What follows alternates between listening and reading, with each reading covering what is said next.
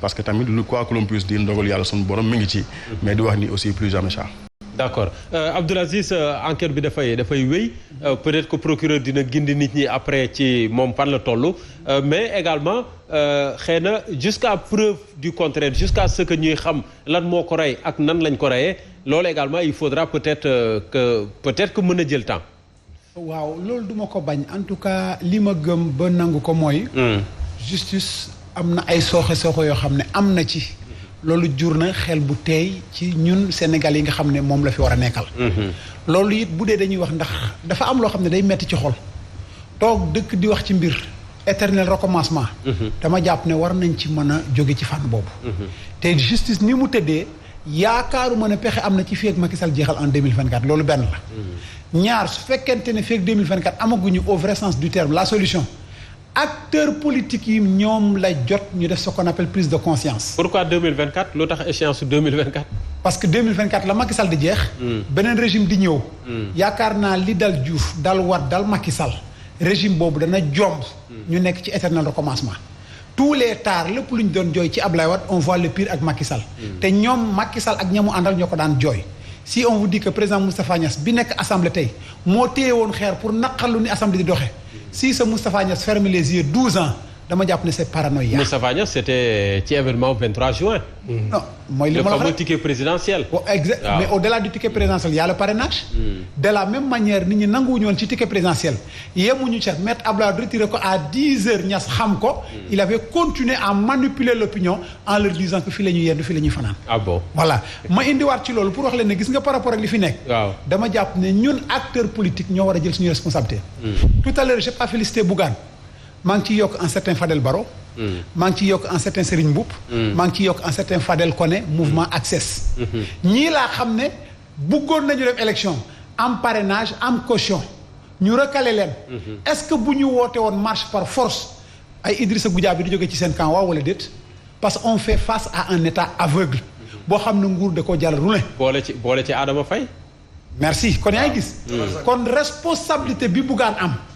Fadel Koné am ko Fadel Barro am ko Yewwi Askan bi war na mën a am responsabilité boobu dafa jot ñoom it ñu xam ne ak lu mën a xew un état aveugle da nga koy jàppee machine bu gumbata lu vendredi bi jiitu li xew marche nañu ñu autorisé ko je les félicite parce que noonu laay doxee kayitu mante fraîche bi ñu fa wodal for nañ ko yóbbu mbalit 3 jours nga demandé ñu ne déet du fi amee waaye war nga ñaanaat yeneen 3 jours waaye àla bu de par force nous allons marcher parce que lan Ousmane Sonko Barthélémy Diaz des têtes de liste yoo xam ne non seulement dañoo def cumul de mandat waaye amuñu sa yërmande ca ña ñu àndal ndax ku la jàppale ba nga doon maire de Dakar soo goree war nga ko jàppale mu dem député.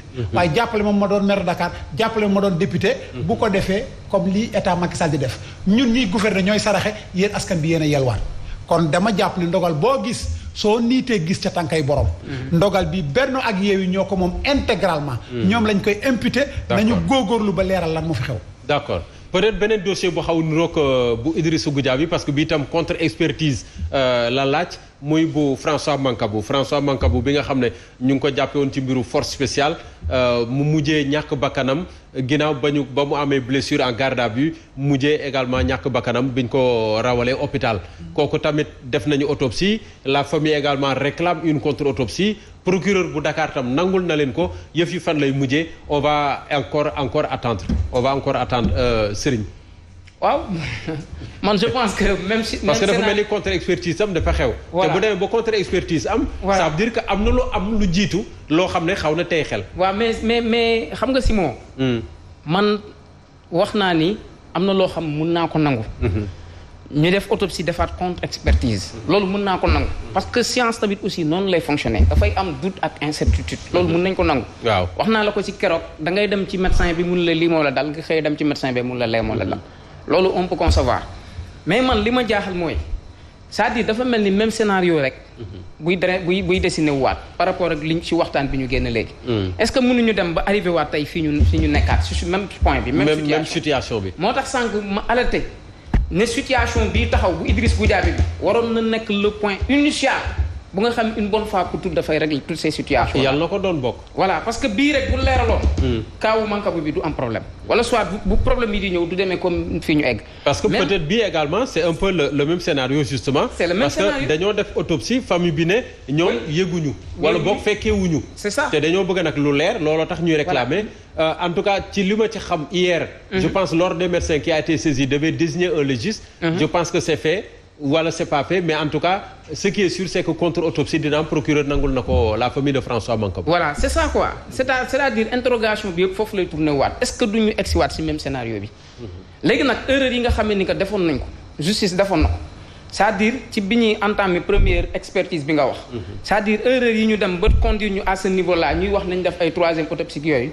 donc je pense que erreur yooyu dañ ko war a jël en considération pour mën a ci cas bi nga xam ne ni que moom lañ jublu situation Mancabou. pour ñu bañ a egg si situation bi nga xam ne ni que si lañ nekk. man foofu laay interpellé. moo tax sànq tout à l'heure j'ai bien précisé. man gisoon naa l'occasion initiale. ñu régler situation bi nga xam ne une bonne fois pour toutes nga xam ne dafay sax régler situation yi nga xam ne ni que mun na ñëw ci kanam. parce que lii je pense que du dañ parce que bu ñu fàttali aussi ci contexte électoral lañu nekk. te fi ñu jëm aussi ay tensions yu métti mun na ci am. parce que débat public yi rek dafa joxe annonce bi. lu nekk mun na ci xaw ay tensions mun na ci am yàlla nañu yàlla musal mun nañu demaat ba gisaat ci ay décès ak yooyu yàlla nañu ci yàlla musal. yàlla nañu ci yàlla musal bu baax yàlla na yàlla wis jàmm ci élection yi ñu jëm. mais lu ne rek da nga koy fàggu. léegi nag li taxaw ba taxaw mooy te interrogation la bu muy posé.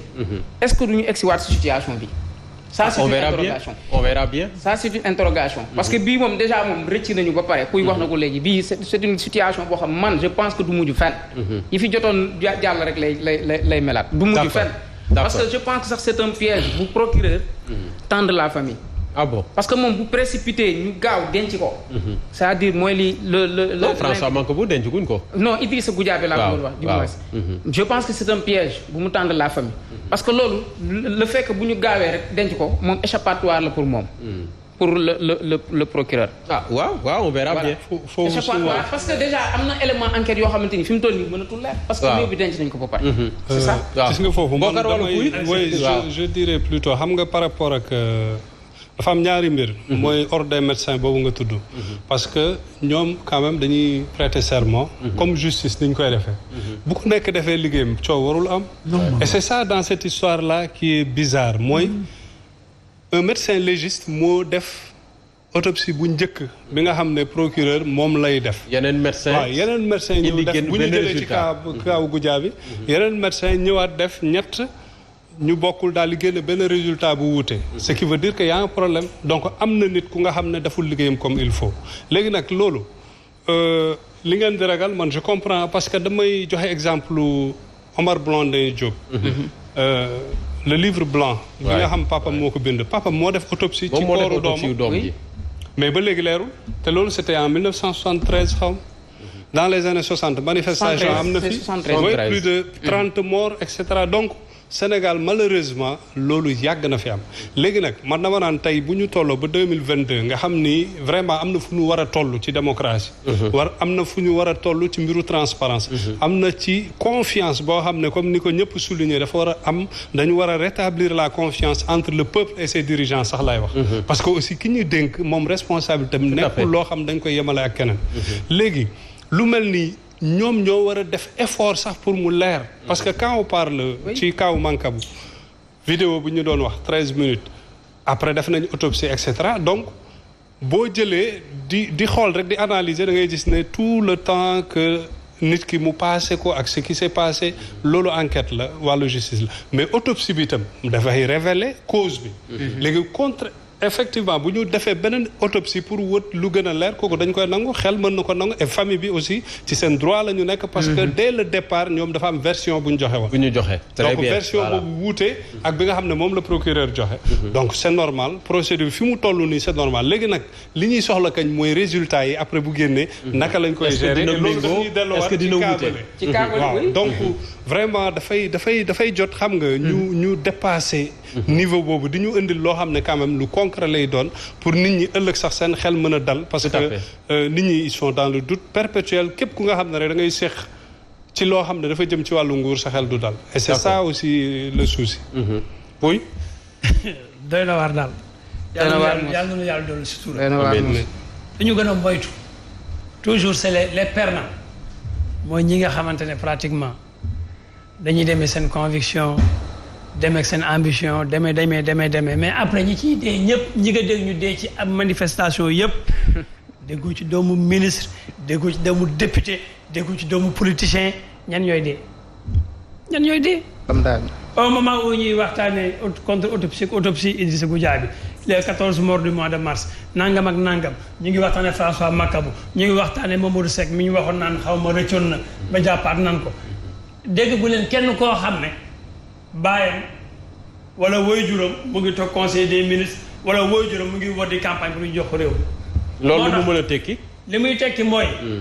ñu def benn ressaisi balaa ngaa demati ci manifestation mu nekk manifestation xam ne jar na ko te yàlla tax ndax ñii seen bopp rek leen fi tax a toog la plupart du temps seen intérêt bopp kese doo ci gis kenn même bu ñuy campagne sax seen doom yi bu ñu àndoo ñoom ci ay campagne da leen di escorter na gars yi delloowaat seen xel tuuti liberté ñëpp ko bëgg xeex ay droit ñëpp ko bëgg mais du ma sacrifier sama bopp pour ay droit yoo xamante ne bu